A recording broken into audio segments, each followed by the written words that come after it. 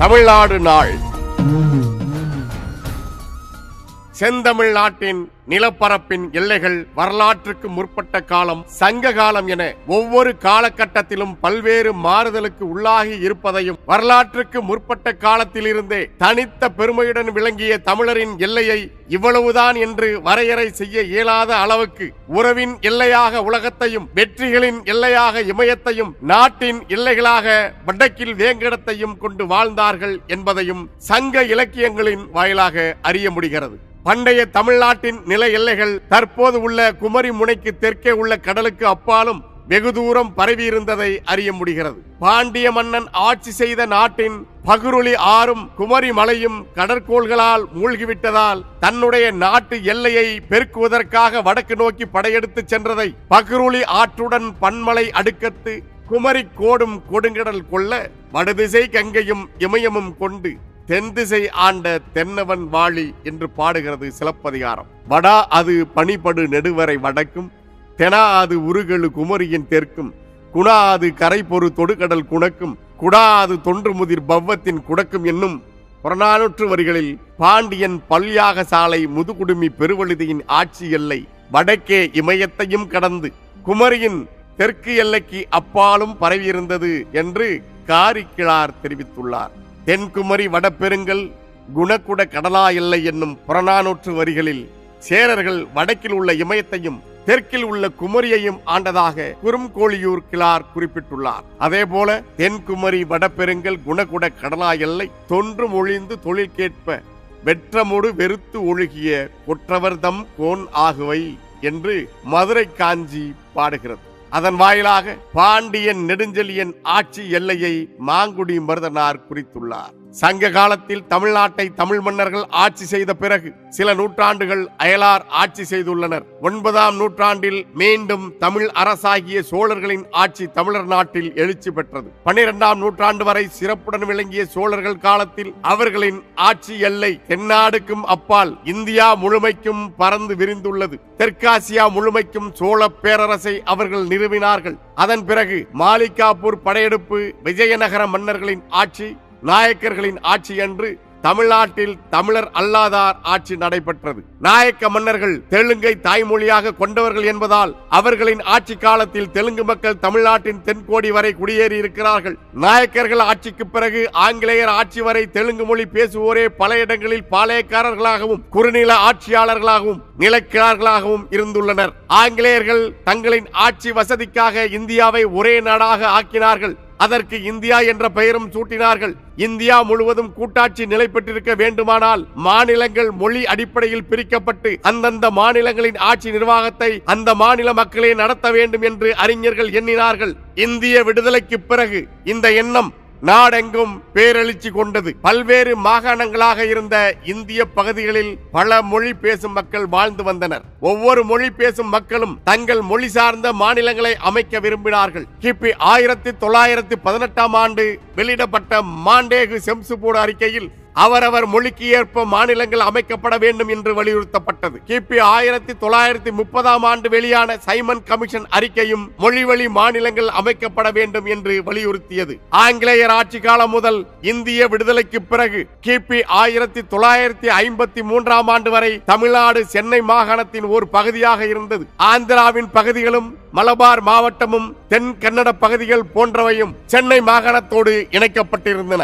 1920ஆம் ஆண்டிலிருந்தே தனி ஆந்திர மாநிலம் வேண்டுமென தெலுங்கர்கள் குரல் கொடுக்க தொடங்கினார்கள். தங்களுக்கென்று தனியாக ஒரு மாநிலம் இருந்தால் தங்கள் மொழி, பண்பாடு, கலை ஆகியவற்றை வளர்த்து முன்னேற முடியும் என்று அவர்கள் கருதினார்கள். அதற்காக ஆந்திர மகாசபை என்ற ஒரு அமைப்பையும் நிறுவினார்கள். கட்சி வேறுபாடின்றி அனைத்து ஆந்திர மக்களும் இதில் ஒற்றுமையாக இருந்தார்கள். அதைப் போலவே 3 நிலப்பிரிவுகளில் பிரிந்து கிடந்த மலையாளிகள் திருவிதாங்கூர், கொச்சி, மலபார் மாவட்டம் ஆகிய 3 பகுதிகளையும் ஒன்றாக இணைத்து ஐக்கிய கேரள மாநிலம் அமைக்க வேண்டும் என்று கேரள சமாஜம் என்ற அமைப்பை ஏற்படுத்தி கட்சி வேறுபாடு இல்லாமல் குரல் கொடுத்தார்கள். கிபி 1953ஆம் ஆண்டு சென்னை மாகாணத்திலிருந்து ஆந்திரா பிரிந்தது. கிபி 1956ஆம் ஆண்டு மலபார் மாவட்டம் பிரிந்து கேரளாவில் இணைக்கப்பட்டது. தென் கன்னட மாவட்டம் பிரிக்கப்பட்டு கர்நாடகத்துடன் சேர்க்கப்பட்டது. இப்படி அவர்கள் பிரிந்து செல்லும் போது தமிழர் பகுதிகள் பலவற்றையும் பறித்து கொண்டு போனார்கள். திருவிதாங்கூர் சமஸ்தானத்தில் இருந்து தமிழ் பகுதிகளான நெய்யாற்றங்கரை, நெடுமங்காடு, தேவிக்குளம், பீர்மேடு போன்ற பகுதிகள் பறிபோயின.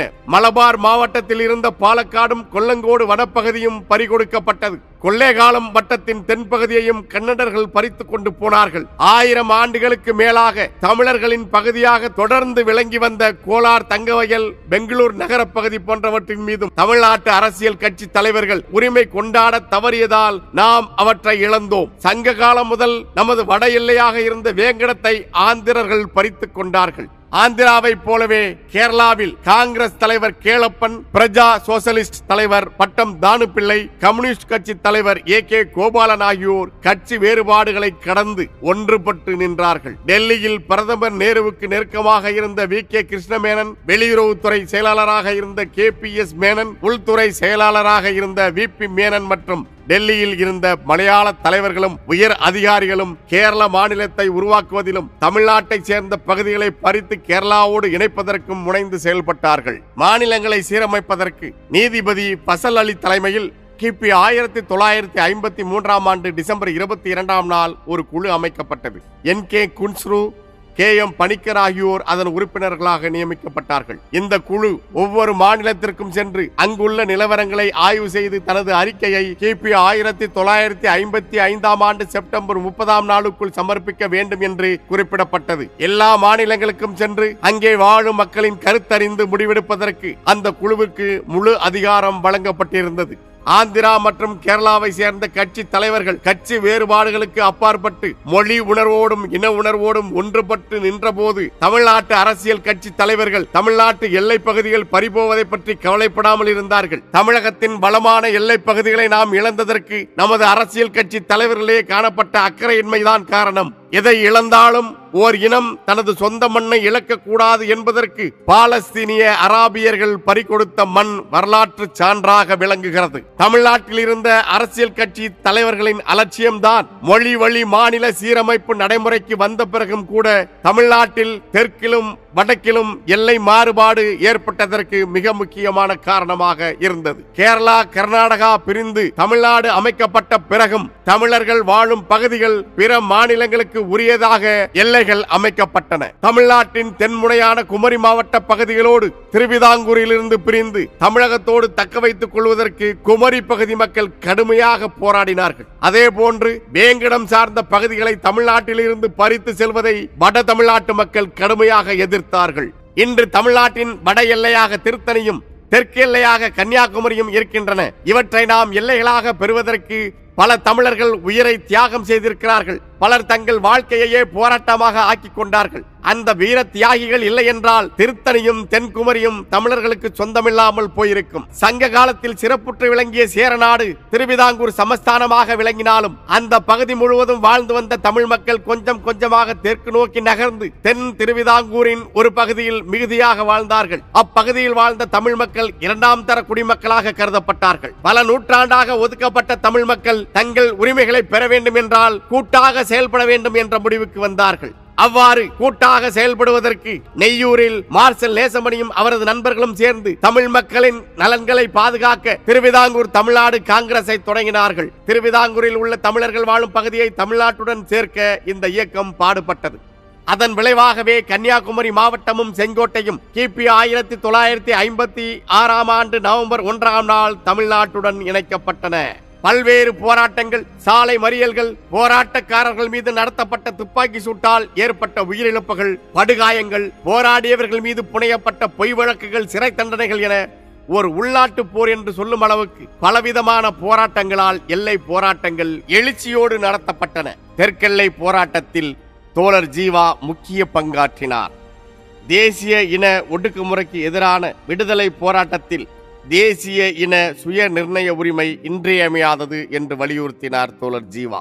நெய்யாற்றங்கரை வட்டத்தில் மலையாளிகள் மிகுதியாக வாழ்ந்ததால் பசல் அலி கமிஷன் அதை கேரளாவுடன் இணைத்தது. தமிழர் பகுதிகளான விளவங்கோடு, கல்குளம், அகத்தீஸ்வரம், தோவாளை ஆகிய 4ஐயும் திருவிதாங்கூர் கொச்சியில் இருந்து பிரித்து கன்னியாகுமரி மாவட்டமாக சென்னை மாநிலத்தோடு இணைத்தது. திருவிதாங்கூர் மன்னர்களின் அரண்மனை இருந்த இடமான பத்மநாபபுரம் புதிதாக உருவாக்கப்பட்ட கன்னியாகுமரி மாவட்டத்தில் இடம்பெற்றது. வடமாலவன் குன்றம் என்றும் வேங்கடமலை என்றும் கூறப்பட்ட திருப்பதி இப்போது நம்மிடம் இல்லை. சிலம்பு செல்வர் ம.பொ. சிவஞானம் அவர்கள் முன்னின்று போராடி இருக்காவிட்டால் திருத்தணியும் தமிழ்நாட்டை விட்டு போயிருக்கும். வேங்கடத்தையும் திருத்தணியையும் மீட்பதற்கு நடத்தப்பட்ட வடக்கு எல்லை போராட்டம் மிக முக்கியமான உரிமை போராட்டமாகும். தமிழகத்தின் எல்லைகளை பாதுகாப்பதற்காக கிபி 1949 நவம்பர் 5 சென்னையில் ஒரு மாநாடு நடத்தப்பட்டது. கலைவாணர் NS கிருஷ்ணன் அவர்கள் மாநாடு தொடங்குவதற்கு முன் தமிழ் மாகாண கோரிக்கை, தமிழ்நாடு எல்லை போராட்டம் ஆகியவற்றை ஆதரித்து ஒரு வில்லுப்பாட்டு நிகழ்ச்சி நடத்தினார். தமிழரசு கழக தலைவர்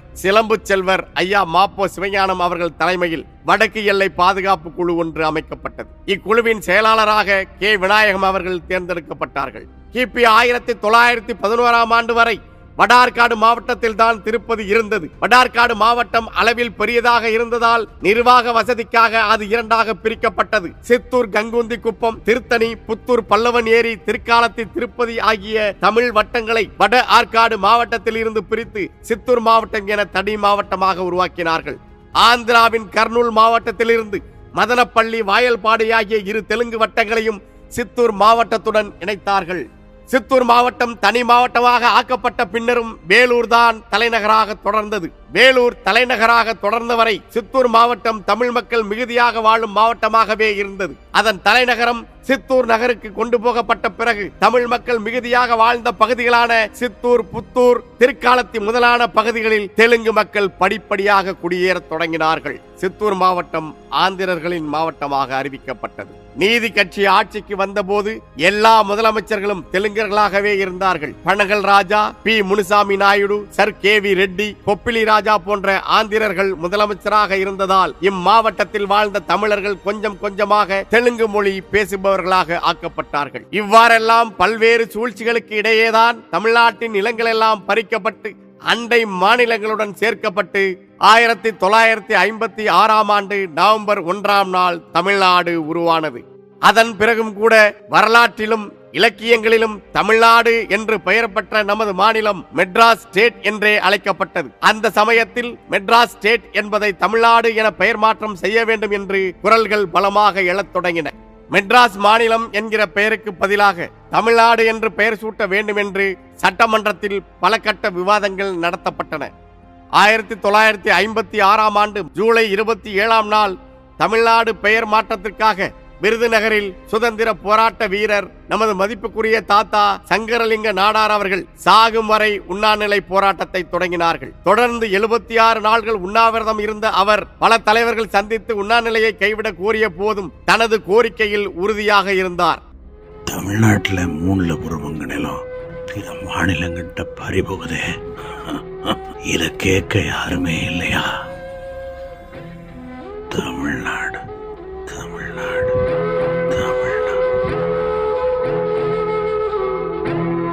இறுதியாக தமிழர்கள் வாழுகின்ற தமிழ் திரு நாட்டுக்கு தமிழ்நாடு என்று பெயர் சூட்ட வேண்டும் என்பதற்காக உண்ணாநிலை இருந்த நமது தாத்தா சங்கரலிங்க நாடார் அவர்கள் 1956 அக்டோபர் 13 தனது கோரிக்கைக்காக தனது இன்னுயிரை தந்தார். தமிழ்நாடு பெயர் மாற்றத்துக்கான போராட்டத்தில் ஐயாவின் தியாகம் மிகப்பெரிய திருப்பு முனையை ஏற்படுத்தியது. 1961 முதன்முறையாக இந்திய நாடாளுமன்றத்தில் மாநிலங்களவையில் சென்னை மாநிலத்துக்கு தமிழ்நாடு என்று பெயரிட வேண்டும் என்ற தீர்மானத்தை முன்மொழிந்தார் பொதுவுடைமை கட்சி தலைவர் பி. ராமமூர்த்தி அவர்கள். அதன் பிறகு 1967 ஜூலை 18 அன்றைய முதலமைச்சர் CN அண்ணாதுரை அவர்கள் தமிழ்நாடு பெயர் மாற்ற தீர்மானத்தை சட்டமன்றத்தில் முன்மொழிந்தார். தமிழ்நாடு பெயர் மாற்ற மசோதா 1968 நவம்பர் 23 நாடாளுமன்றத்தில் நிறைவேற்றப்பட்டு கிபி 1969 ஜனவரி 14 தமிழர் திருநாளாகிய பொங்கல் திருநாளில் நமது தாய் திருநாட்டுக்கு தமிழ்நாடு என்று பெயர் சூட்டப்பட்டது. தமிழ்நாடு மாநிலமாக உருவான நவம்பர் 1 தமிழ்நாடு நாளாக கொண்டாடுகின்ற இந்த வேளையில் தமிழ்நாட்டின் எல்லைகளை காப்பதற்காக போராடிய அனைவரின் நினைவை போற்றுவோம்.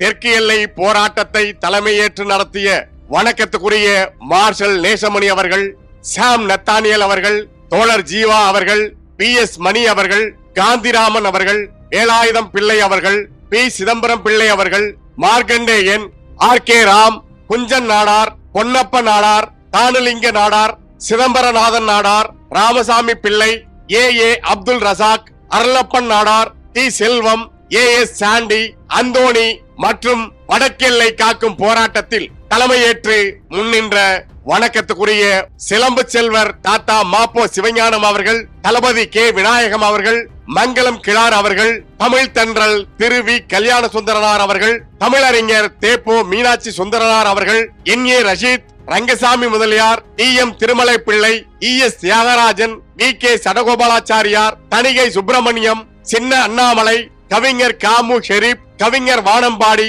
K Kuppusamy, K Balasubramaniam, K Ramasamy, Ezhumalai, N Venkatesan, R Shanmugam, திருமதி ஞான பூங்கோதை, திருமதி சரஸ்வதி பாண்டுரங்கம், சச்சிதானந்த பிள்ளை, பேராசிரியர் அன்பு கணபதி, கோமோ ஜனார்தனம், கன்னியப்பன் உள்ளிட்ட எல்லை மீட்பு போராட்ட தலைவர்களுக்கு நாம் தமிழர் கட்சியின் புகழ் வணக்கம்.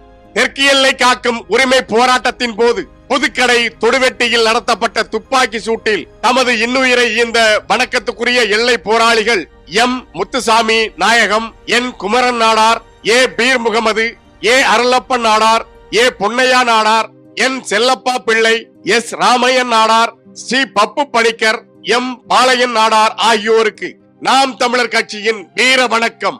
தமிழ்நாடு மாநிலம் உருவான பிறகும் மெட்ராஸ் ஸ்டேட் என்று அழைக்கப்பட்டு வந்த நிலையில் தாய் தமிழ் நாட்டிற்கு தமிழ்நாடு என பெயர் வைக்க வேண்டும் என்பதற்காக 76 நாள்கள் உண்ணாநிலை இருந்து தமது இன்னுயிரை ஈகம் செய்த நமது போற்றுதலுக்குரிய தாத்தா தியாகி சங்கரலிங்க நாடார் அவர்களுக்கு நாம் தமிழர் கட்சியின் வீர வணக்கம். அலை மாகடல் நிலம் வானில் உன் அணி மாளிகை ரதமே அவை ஏறிடும் விதமே உனது அதிகாரம் நிறுவுவாய். கொலை வாளினை எழலா மிக கொடியோர் செயல் அறவே, குகைவாள் ஒரு புலியே உயர் குணமேவிய தமிழா பண்ண பழகடா பச்சை படுகொலை, பைந்தமிழ் இனத்திற்கு உயிரடா விடுதலை, நறுமண சோலையில் நரிமுக விடமாட்டோம், நாம் தமிழர் என்று முரசறைவாய். தூங்கும் புலியை பறை கொண்டெழுப்பினோம், தூய தமிழரை தமிழ் கொண்டெழுப்பினோம், தீங்குரு பகைவர் இவன் என்று நீக்குவோம், செந்தமிழ் உணர்ச்சி வேல் கொண்டு தாக்குவோம். பண்டை பெரும்புகள் உடையோமா இல்லையா, பாருக்கு வீரத்தை சொன்னோமா இல்லையா, எண்டிசை வாய்மையால் ஆண்டோமா இல்லையா, எங்களுக்கு இங்குற்ற நரிகளால் தொல்லையா, நறுக்குவோம் பகையின் வேர் சிறுத்தை பெருங்கூட்டம், நாம் தமிழர் என்று முரசறைவாய். குறுக்கில் முளைத்திட்ட அயலார் ஆட்சி கூண்டோட போயிற்று கொட்டடா முரசம், வெறிகொண்டு புகுமிந்த அயலார் ஆட்சி வேறற்று போயிற்று கொட்டடா முரசம். வந்தவரை எல்லாம் ஆள வைப்போம், அது எமது இனத்தின் பெருமை, இனியும் சொந்தவரை மட்டுமே ஆள வைப்போம், அது எமது இனத்தின் அடிப்படை அரசியல் உரிமை. தமிழ் தாய் வாழ்க, தலைவர் பிரபாகரன் வாழ்க, நாம் தமிழர்.